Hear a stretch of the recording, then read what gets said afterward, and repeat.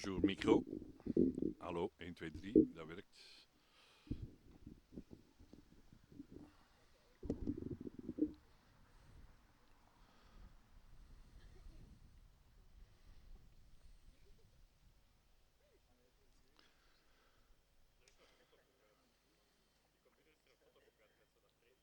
Een fotoboek.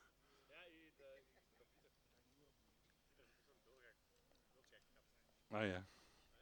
Het landschap, daar gaan we het over spreken ook. Ja. 1, 2, 3, landschap.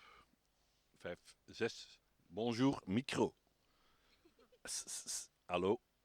Zo goed jongens, heren, dames, excuses. Ja, oké. Dan zijn we volgens mij ook wel compleet. Dank u.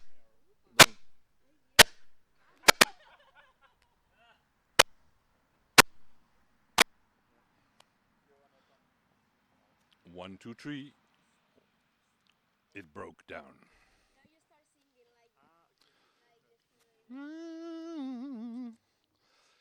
And you're an artist too. As we yelled to Jason, we would like to take you home in a little bag, huh? Which was his wish. Terug, oké? Dank u. Hey, thank you for coming. I'm Jean-Bernard Koeman, and I'll do and try to keep it short. Let's say 20, 23 minutes. I will read something. I will tell you something about.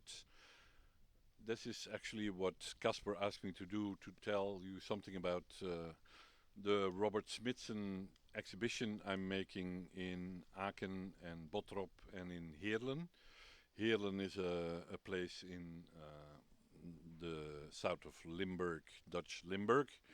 And Robert Smithson, I don't know how familiar you are with the work of Robert Smithson, but he was a land art pioneer from the 60s and 70s. You probably have seen his work Spiral Jetty that he made in Utah. That's an icon of modern art, 20th century, which he made in 1970. But I'm working on an event about the value of ideas and about the value of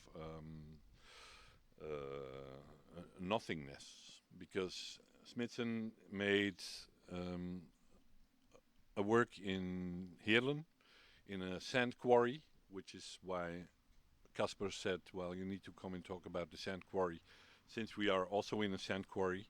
And this is our somewhere of this lecture, and I will read some other things about it. But sand quarries are, of course, quite peculiar and interesting spaces that were actually formed in our last ice age. And our ice age is actually still existing in this, although we suffer a lot and our planet is being fucked up by climate change and fucked up by institutions and CEOs of institutions. But all that sand was shaped in our last ice age. I'm a paleontologist, amateur, so I have thought about landscape and stones and fossils and all those, let's say, natural objects for a long time. And I have I've created a large database about landscapes, and that's about the empty landscape, and this is about objectification. Let's say one shape, be it a truck or a building or a mountain, in a certain void as an object in a white cube, or the guilty landscape, according to the theories of South African photographer David Goldblatt, where a landscape can be the witness of political or natural atrocities, or the literature landscape, as I call it, the sound of location names, or could a landscape be a persona in a novel? So I would like to share some thoughts before I come back to Robert Smithson's qualities and let's say the immaterial heritage that is left behind in Heerlen that I'm trying to sell. I mean, ideas and knowledge are under pressure in our world nowadays, as we know, Trumpism and all the extreme right wing lies that we hear every day of governments in Europe and all over the world. So, yeah, we still need to fight for ideas and knowledge as something that is of huge value. And science, of course, is, let's say, the main base to prove that it's all real. Um, so I come back to Smithson later. I brought actually some sand that I found in my camper van that is from the Beaujean quarry and that was used by Robert Smithson in 1969. What is special about this is that uh, Smithson was quite a theoretist, and he talked a lot about non-sight and the sight. The sight being the real landscape, the real world, the one we deal with.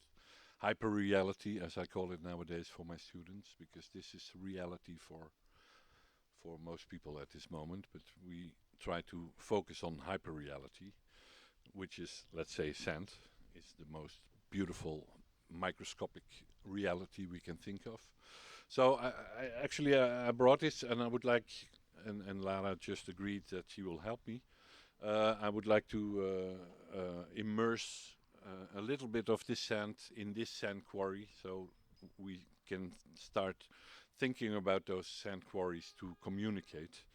Actually, I have been working on Huttenmanuscripten, as I call it. I've been investigating refuges, let's say mountain huts of philosophers or writers. I visited, I was a resident in Ludwig Wittgenstein, who is my favorite philosopher, language philosopher from the beginning of the 20th century. And he built a hut in Norway, in Skjolden. I was there, I brought some stones, but also went to Martin Heidegger, who was also a giant in 20th century philosophy. And I brought some water and a stone and some wood, so I will also pour some water in the lake here. These are the ones I found back that are coincidentally in my camper van. I would like to share some thoughts with you about the presentation of works, or what exhibiting means. As a curator, I guess this is my specialty, and as a teacher of curatorial practice, I've immersed myself into it for many years. But it also goes for the accrochage of my own works. I don't actually make anything that isn't displayed in a certain habitat or a public space. It's about somewhere. Somewhere, ergens in Dutch, we are somewhere. Somewhere as a notion or as a theory. We don't need the things to be able to see, but the things need us in order to be seen.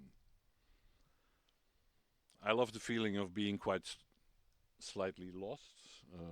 Let's make this another motto of the day. I appreciate very much how you have built this autarkic society for a week, and it's a wonderful pleasure to be a small part of that for 2 days. Autonomy is, of course, extremely important, and maybe I talk about an autonomy in a somewhere. So this is part of the question: where are we now? We are in this somewhere, and where do I want to go? And this is the main word for the text. I know quite a few artists whom you can't please more, and I'm sure there's 23 out here, than by blindfolding them with €100 in their pockets and to drop them in an unknown place in the world. They will return home, surely, in the end, after a long and difficult but exciting journey. The same happens when an artist is asked to produce a work for an exhibition. And here the unknown starts again. Somewhere. Ergens. Irgendwo. Quelque part. One of the vast clichés of the academic world is that we're taught how to think and look. We all experience this on art academies. We say, oh, we have a different way of seeing. But this could almost be considered an insult, I think, as if we're not able yet to think. But according to the writer David Foster Wallace, we do have a choice in what occupies our thoughts and how we can learn to use this choice in a constructive way. If he's correct, we've learned to look at another way of thinking, almost something muscular, as well as how to see something that does not yet exist. In other words, this is the thought process that happens inside your studios. But when an artwork is placed within an exhibition, we're forced to begin our thought process anew. The placing of the work in a physical construction demands the gears of thought to start their churning once again. Churning is karnen. Any space where art is presented has its own signature. In an ideal situation, it should act as a refuge, a habitat for the artist, the art, and the public alike. Presenting work is, of course, a contextual and relational matter. This is inherent in the agreement in which we build a set, a display of temporary nature, in which works begin a dialogue with scale, atmosphere, and the significance of both the place and the other works within that space. We construct new phrases. A space speaks to us. Even this space has an enormous voice, so that's extremely interesting to be able to find your position towards it. And it's a place full of known and unknown unknowns, as the cliche of Turo sounds. But is it a dead white cube or an eloquent, stimulating space? Well, we are in a very stimulating space. Should we begin by depersonalizing a space? In other words, to find meaning in meaninglessness, or to neutralize a space as much as possible? Constructing a naturalness, something by default in the arts, takes up most of our time. A self-evident space breeds hope and future, the promise of explosions of colors on a neutral canvas. In any case, an exhibition must inhabit a space by correctly analyzing it, by thinking and searching and transforming it into a mental architecture, and subsequently the ideal habitat for work. I am convinced that any digital space, even some socials, can function in the same way, be it within the same policies of preparations and ecologies. That said, by doing so, each work becomes relational and site relevant, and in turn becomes empowered, something from nothing. A somewhere as a generator of energy, a measure, a guide. It requires training for the visionary ability, able to interpret a space and imagine the work within it. Space must be considered as a partner, an ideal physical relationship. Similar to love, the work comes to life only when the relationship is wrought. An ensemble of works, whether by an artist, one artist or many, creates a track, a parcours within this presentation space.